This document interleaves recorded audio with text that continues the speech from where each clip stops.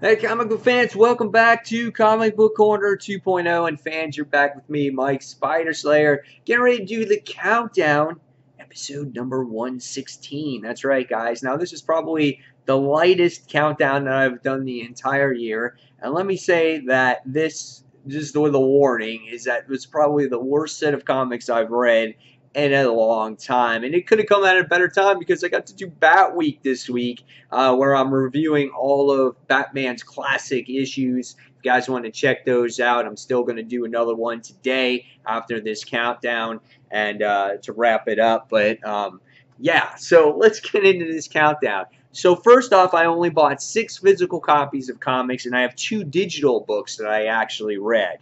So that makes a total of 8 books that we're going to be talking about today.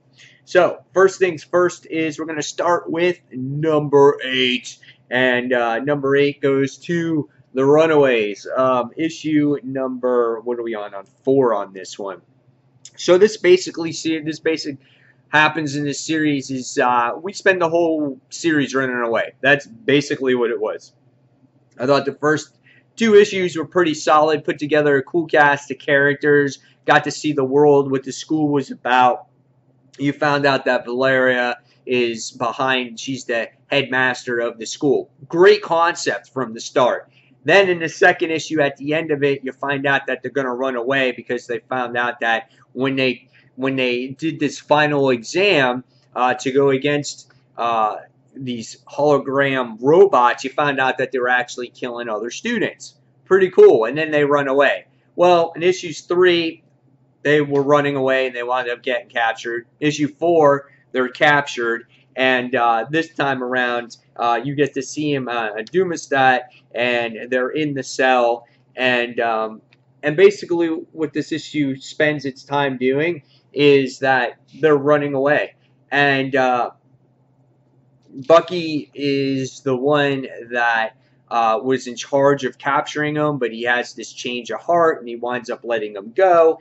And the other thing we get out of this is that Sana and Jubilee have feelings for each other in this issue, and they hated each other beforehand, but they wind up sharing a kiss with each other, and we get to see that they love each other, I guess. And it wasn't a very monumental issue. There wasn't a great ending to it. It was just there. It just ended. It's just like with all these Secret Wars books, they just kind of end.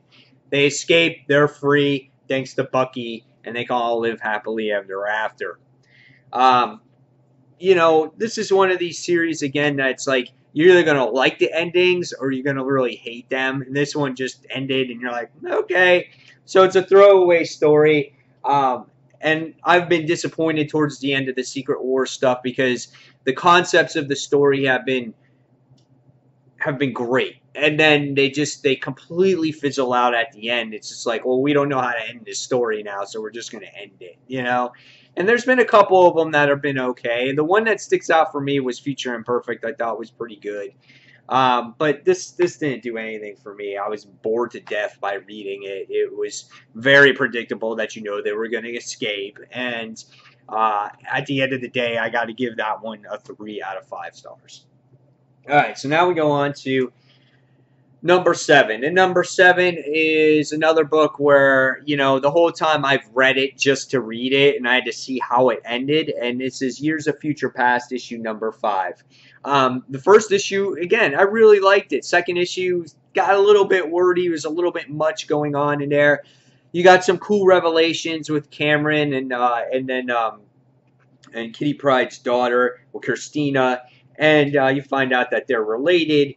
And, you find out that Christina's this mutant where she reminds me of Terminator 2, the T-2000 or whatever it was called. She reminds me just like it, And we wind up seeing that her and Cameron wind up doing battle to each other. He's like the next generation of Professor X versus Magneto.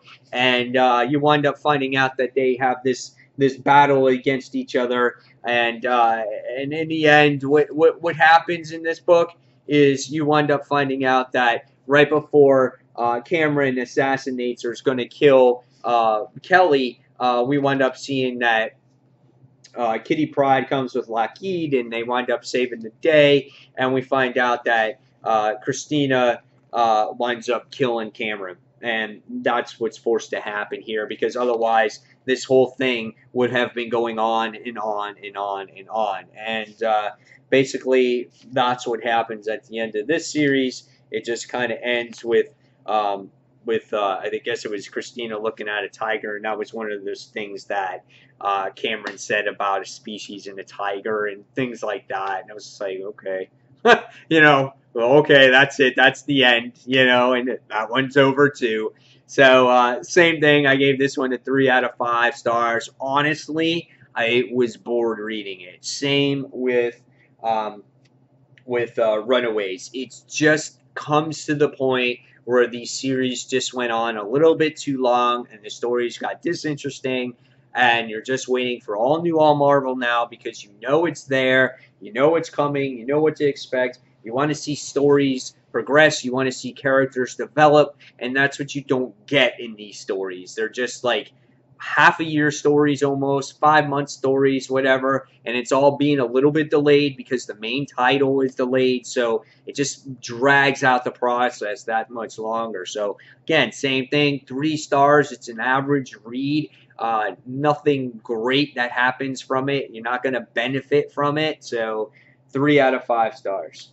All right, next we go on to number 5, and number 5 this week is Weird World, issue number 4. Now, the only thing that was good really about Weird World is that you had some comedy in the middle of this, and he met this crystal guy, and he carried what he thought was his leader in a bag, and it was a bunch of crystals, and I was like, wow, this is comical. And I was kind of hoping they stayed in that area, you know, of these two guys working together, but it's gone in a different direction. You wind up seeing that our main character, he winds up going into the Man-Thing's territory, and it's kind of cool because the artwork is definitely in its own realm. It's very fits that whole Weird World vibe, and he winds up coming across that Skull the Conqueror character, and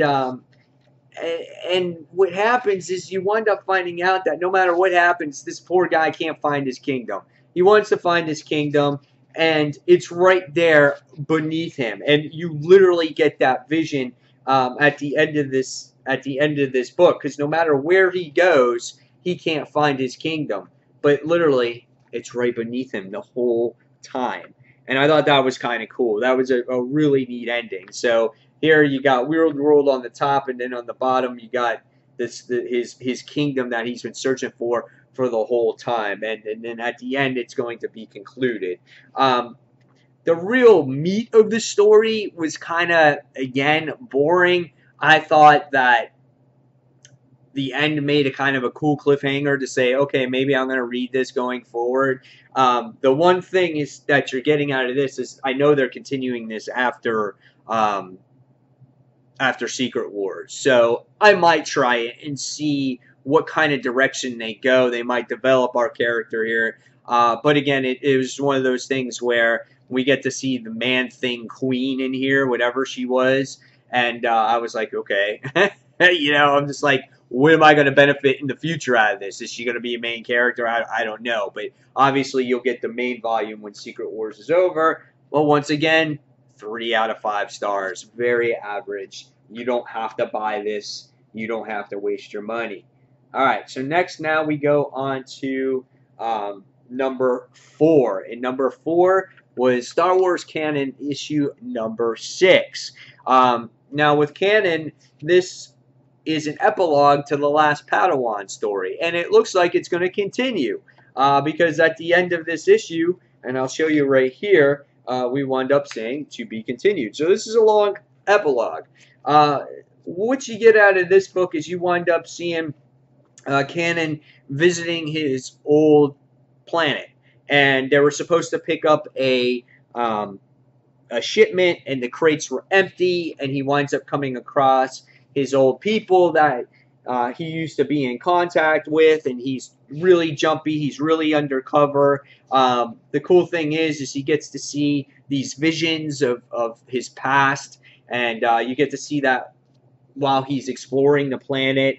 You get to see all kinds of things like that. And, you know, the artwork's always solid in canon, but honestly, this was the weakest story of the series so far because this was an epilogue, and I felt like we just got the whole story of Canon and his past and all the people that he's come across. Why now in the epilogue do you have to show an adventure and him meeting these people once again? I don't feel that it's necessary. I would love to just go to another story arc, and I felt myself kind of bored with it. I really didn't.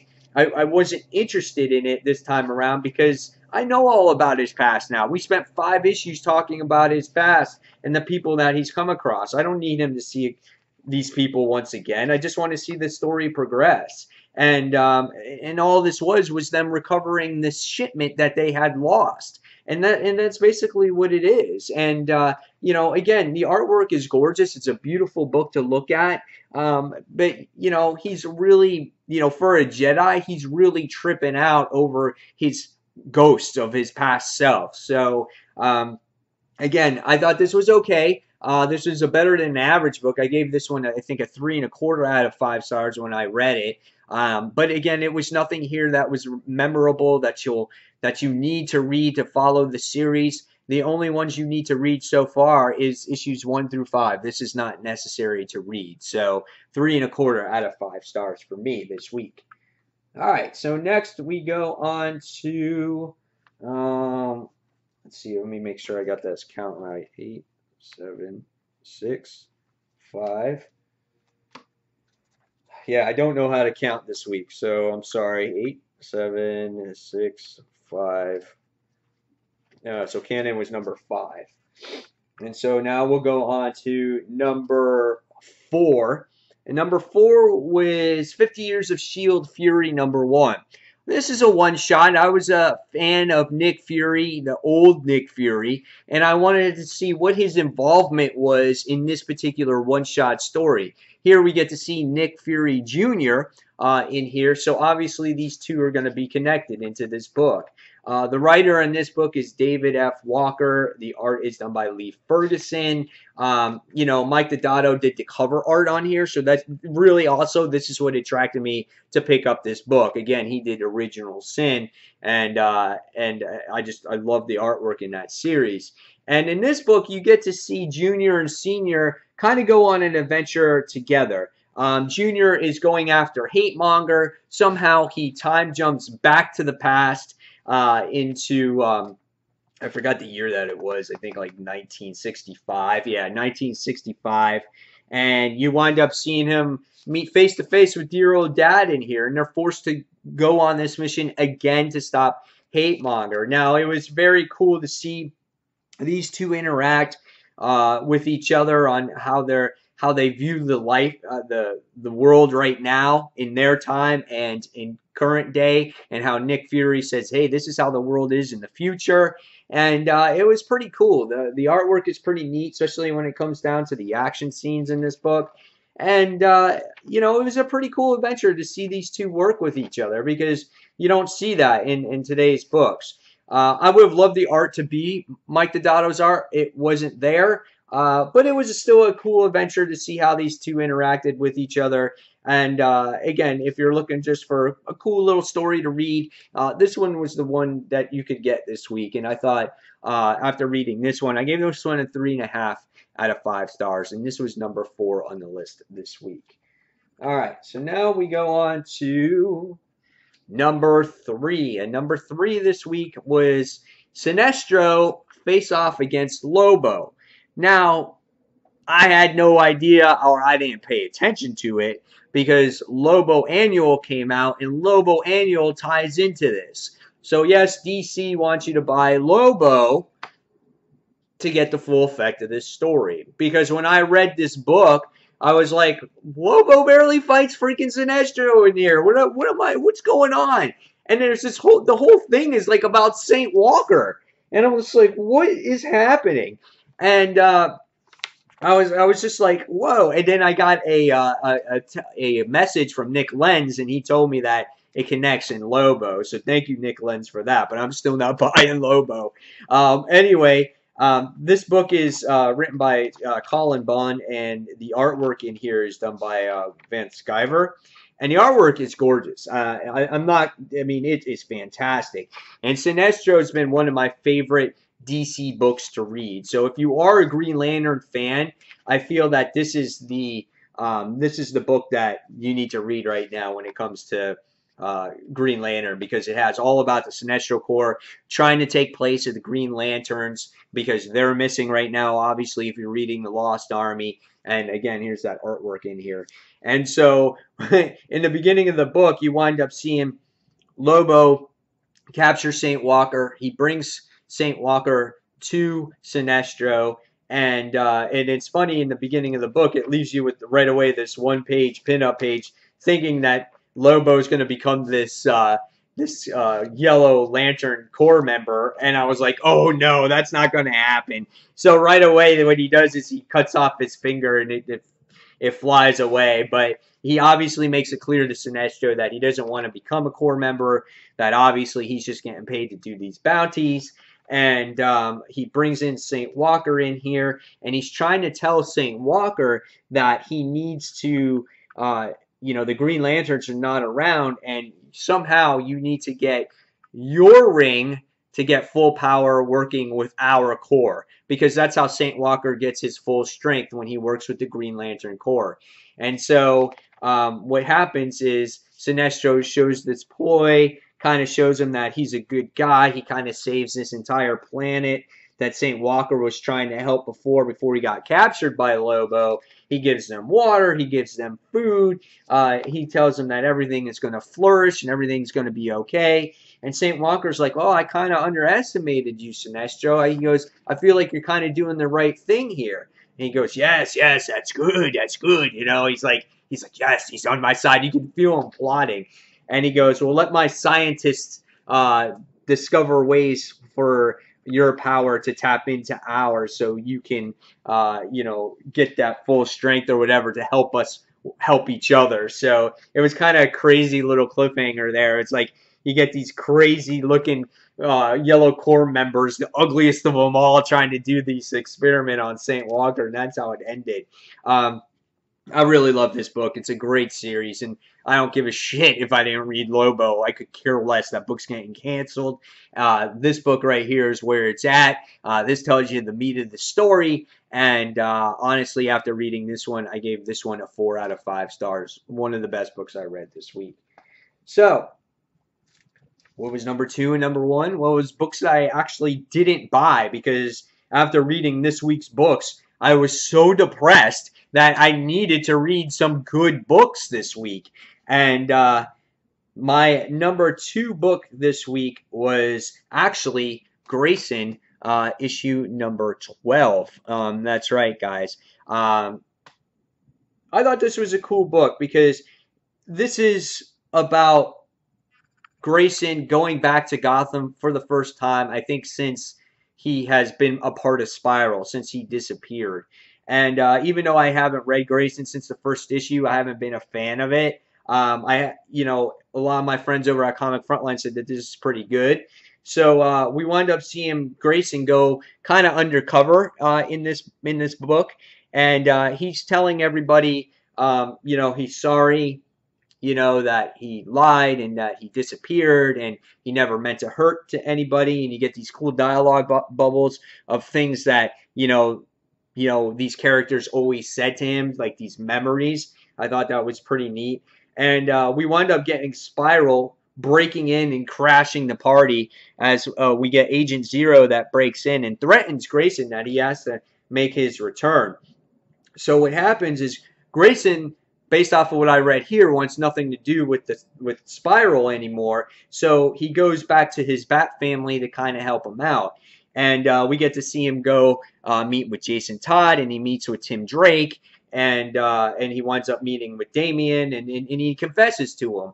And the one person that was hard for, I think, the most was Jason, because it was one of those things where it was, hey, we always you know, it was one thing when Bruce lied to us, but as the family, we don't lie to each other. So that was a pretty good dialogue in that particular book when it came to these three Robins talking with each other in here. And then also, you know, you get to see him meet up with Barbara as well. And then he meets up with Damien, and Damien was very happy to see him. He welcomed him with open arms, and he knows his personality, and he knows how Grayson acts. And so what happens is he winds up recruiting his crew here and to hack into Spiral. And by the time we wind up getting to the end of this issue, you wind up seeing, I guess, the revelation of Agent Zero, and her name is Luca Nens. I'm not sure who that character is, but nevertheless, I thought it was a cool and interesting book, and so I like seeing the interactions between the Bat family here, and you know how they all had different reactions, and Gotham's return, and Grayson's return to Gotham and his interaction with Bruce not having any memory whatsoever. I thought it was a good book. I thought it was a good read, and it makes me want to pick up the next issue and see what's going to go on. And it's good to see that we have the Bat family together. It's something that has really been missed since I guess Death and Family, because Death Family or whatever, which one was the most recent one in the New 52, because we really haven't seen these guys together. And that's part of the problem when it comes to Batman. It's like Batman's so singled out these days. He's just by himself. We don't see all the other characters. All these other characters have their own individual books, or they're with their other teams, and it just doesn't feel like a cohesive universe. I think that's where DC kind of lacks in all areas. It's like everything is individualized stories now, and it's just like, hey, we want to write DCU for you, but it's just, I need some kind of cohesiveness to feel like it's a universe, you know? So I think that's where things are lacking there. But this was a good book, and I really enjoyed it for what it was, and I gave it 4.25 out of 5 stars. I really enjoyed it. My only thing about it is I didn't know everything that was going on because I didn't read Grayson, but it was a fun read nevertheless. All right, so next we go on to the #1 book of the week, and let me just pull it up here because, yes, once again, it's a independent. This one's an independent book, but it goes to Grimm Fairy Tales Death One Shot. This celebrates the 10-year anniversary of Zenescope Entertainment, and I thought this book was brilliant. And this kind of plays off of Grimm Tales of Terror, because Death is the star of that book, and she tells her stories of death when people are about to die. And what made this book so good, one of the things is in here is, first off, was the artwork. The artwork was beautiful, and it was done by Greg Bo Watson, and the writer was Ralph Tesco, which is one of the founders of Zenescope. And the artwork is just absolutely gorgeous. The way Death is drawn, that's her here, and there's just a lot of bloody and kind of gory scenes, but there's just lots of great detail to the book, and the facial expressions are really gorgeous in here. So sorry, it's on the Nook, so you can't see the images as well. But again, it's an absolutely gorgeous book to look at. And what happens here is Death usually lets things kind of play out, and she kind of gives them a warning, and they die, you know?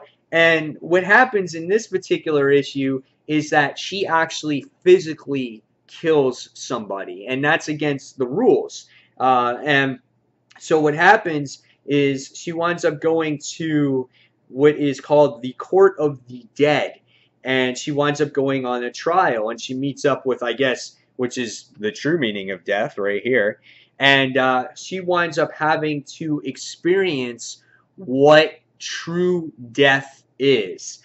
So what happens is they wind up sending her to Earthrealm, and she winds up experiencing humanity, like how it feels to really die. So she'll wake up, and she wakes up in a hospital bill, and you can see the bed, and she can see the pill bottles there, and she wakes up, you see her as the young lady, but she wakes up as an old crippled lady, because when she sees herself in the mirror, we can see that that's what the way she looks, and she experiences an old lady dying, you know. And then the next thing she winds up going is she winds up becoming like this hitman that did the wrong thing, and she winds up getting sent to the bottom of the ocean and drowning. So she experiences all these deaths for herself. And then there was one time where she was in jail, and she winds up getting gutted to death by inmates. And then there was this one true test where she was actually taking care of a child for quite a long time, and there was this husband that beats her and looks to go kill the child as well. And so what happens is she winds up coming out of it, and they feel that she winds up serving her sentence, and she winds up getting saved, and she goes back to her original duties, and she goes back in time to take care of that situation. And she poses as a police officer before the murder actually happened, and she doesn't touch anybody, she doesn't kill anybody, she just arrests the guy.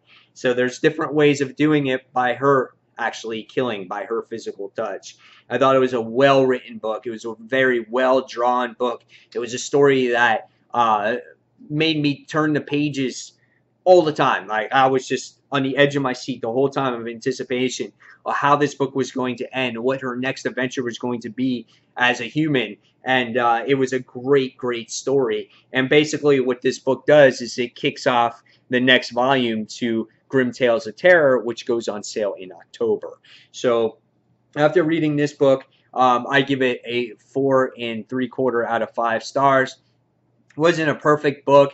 Again, it's not one of those stories that you need in the series, but I thought it was the best book that I read of the week out of a very crappy week in comics, in my opinion. In the past 3 weeks now, going on this coming week, this has been the third week where there's very little comics coming out, and a lot of it has to do with this whole Secret Wars thing.